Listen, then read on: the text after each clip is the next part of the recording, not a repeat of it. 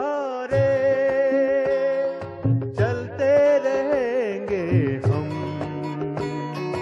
हर मुश्किलों से खेल कर तेरे रहेंगे हम,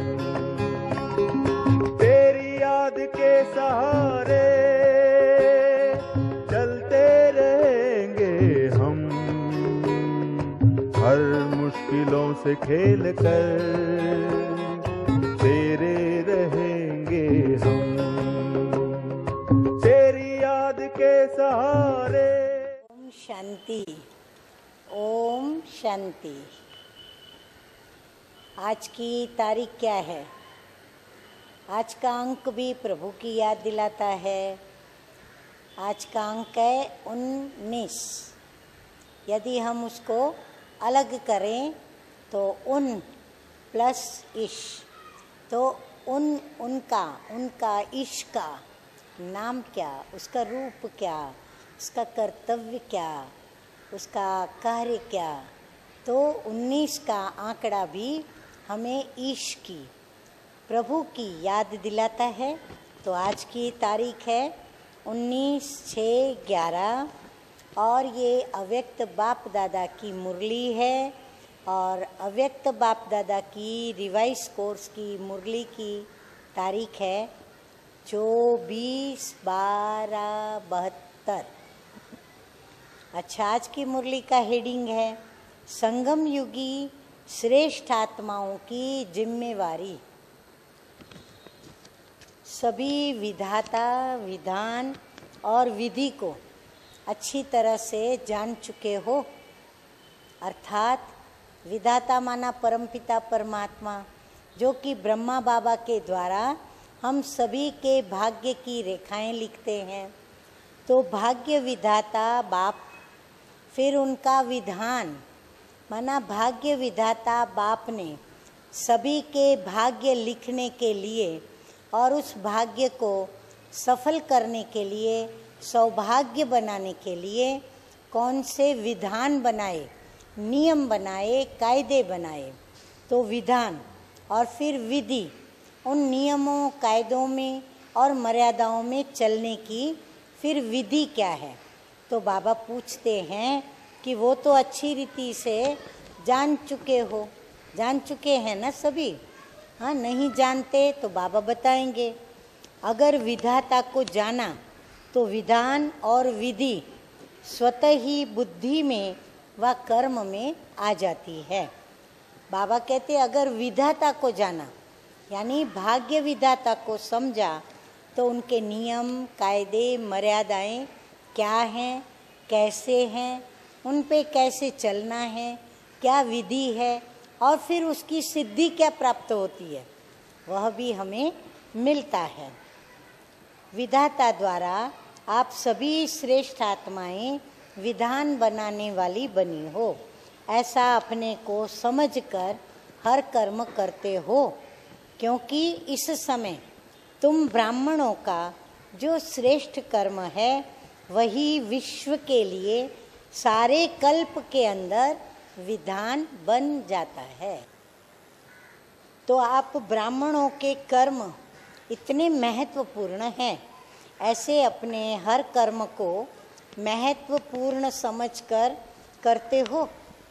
अब बाबा हम बच्चों से पूछ रहे हैं, अपने को विधान के रचयिता समझ करके हर कर्म करना है। सभी रीति रस्म कब से और किनके द्वारा शुरू होते हैं, जो फिर सारे कल्प में चलते आते हैं। इस समय आप ब्राह्मणों की जो रीति रस्म रिवाज प्रैक्टिकल जीवन के रूप में चलता है, वो सदा के लिए विधान बन जाता है। और वो विधान भी कैसा? तो बाबा कहते हैं अनादि विधान बन जाता है। तो ऐसे समझकर हर कर्म को करने से कभी भी अलबेलापन नहीं आएगा, क्योंकि हम सावधान रहेंगे कि मेरा हर कर्म एक कायदा बन रहा है, मेरा हर कर्म एक मर्यादा कहलाती है। तो इसीलिए हम सावधान रहेंगे तो अलबेलापन नहीं आएगा। इस विधि पूर्वक स्मृति स्वरूप होकर के चलना है। इतनी बड़ी जिम्मेवारी समझकर हर कर्म को करना है। तो ये स्मृति रहती है। बाबा पूछ रहे हैं हम बच्चों से, संगम युग की ये विशेषता है जो हर एक श्रेष्ठ आत्मा को जिम्मेवारी मिली हुई है। हर एक को जिम्मेवारी बाबा ने दी है। ऐसे नहीं कि किन विशेष आत्माओं की ही जिम्मेवारी है, नहीं, जो बच्चा बाबा का बना, जो अपने को बाबा का बच्चा कहलाता है, बाबा कहते हैं हर एक बच्चे की यह जिम्मेवारी है। हम उन्हों के बनाए हुए विधान पर चलने वाले हैं। ऐसे नहीं कि किन विशेष आत्माओं की जिम्मेवारी समझकर हम अलबेले होकर के चलें। तो इस निश्चय में रहें कि जिम्मेवारी मेरी है, तो हम संपूर्ण सिद्धि को पा सकेंगे, क्योंकि अपने को विधान के रचयिता समझकर हर कर्म हम यथार्थ विधि से करेंगे और यथार्थ विधि की संपूर्ण सिद्धि अवश्य प्राप्त होती है। और सिद्धि को पाने के लिए एक बात स्पष्ट बुद्धि में आ जाए तो सहज ही विधि को पा सकते हैं। सिद्धि माना सफलता, सिद्धि माना विजय, परंतु वह सिद्धि अविनाशी रूप से हमारे पास रहे तो वो सिद्धि स्वरूप आत्मा जब जिस समय जो संकल्प करना चाहे विधि पूर्वक, वो विधि पूर्वक करेगा तो उसकी विजय निश्चित ही होती है और वो कार्य भी सिद्ध होता है। तो वो कौन सी बात है? यह स्मृति भी विस्मृति में क्यों आ जाती है? निमित्त क्या बात बनती है? सिर्फ एक युक्ति आ जाए तो विस्मृति से सदा के लिए सहज ही मुक्त हो सकते हैं। अब विधि हमको याद नहीं रहती तो उसकी विस्मृति होती है, तो उसका कारण क्या है? तो बाबा कहते हैं कि यदि हमको उसकी युक्ति आ जाए तो हम सहज ही विस्मृति से मुक्त होकर के और हमें जो सिद्धि के लिए युक्ति युक्त कर्म करना है वो हम सहज कर सकते हैं। तो वो कौन सी युक्ति है?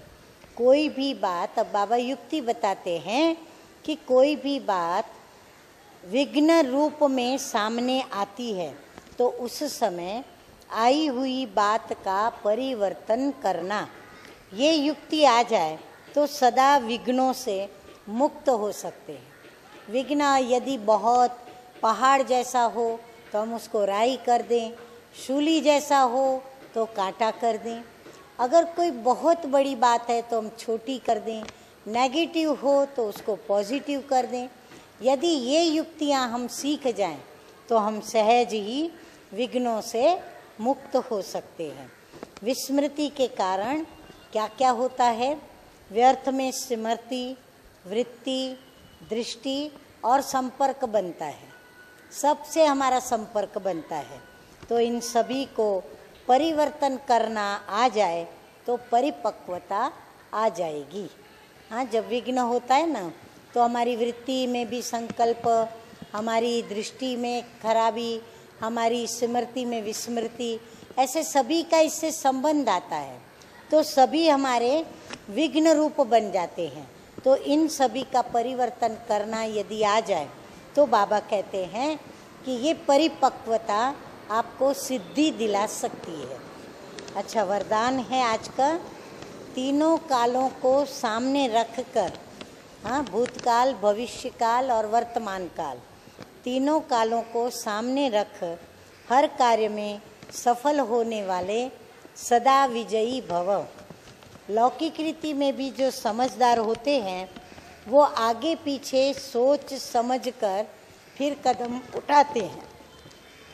ऐसे यहाँ भी आप बच्चे जब कोई कार्य करते हो तो पहले तीनों कालों को सामने रख कर फिर कार्य करो।